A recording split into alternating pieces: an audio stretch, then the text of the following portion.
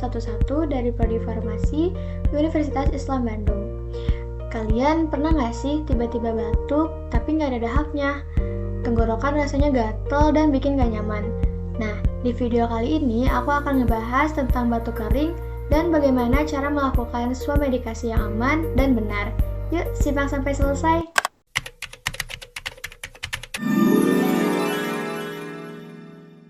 Nah, pertama, swamedikasi itu apa sih?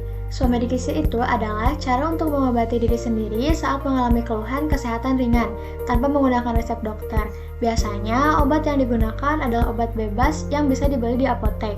Walaupun bisa dilakukan sendiri, swamedikasi tetap harus dilakukan dengan bijak, yaitu memilih obat yang sesuai dan mengikuti aturan pakainya.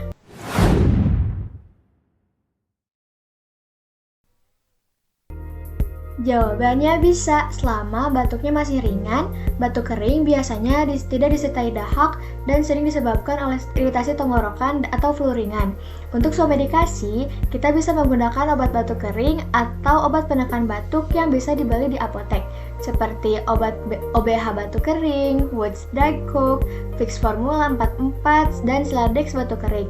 Obat-obat ini bisa membantu mengurangi rangsangan batuk selain minum obat, dan jangan lupa juga untuk memperbanyak minum air hangat dan istirahat yang cukup.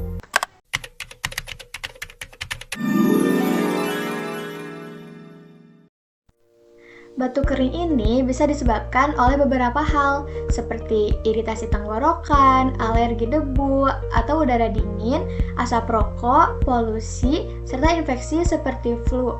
Saat batuk kering, ada beberapa hal yang sebaiknya dihindari, seperti merokok, minum antibiotik tanpa resep dokter, dan mencampur banyak obat batuk, juga minum obat secara berlebihan.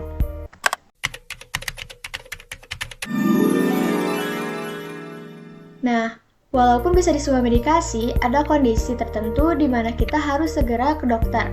Misalnya, jika batuk kering tidak membaik lebih dari 3 hari, disertai demam tinggi, sesak nafas, atau nyeri dada, kondisi tersebut bisa menandakan masalah kesehatan yang lebih serius.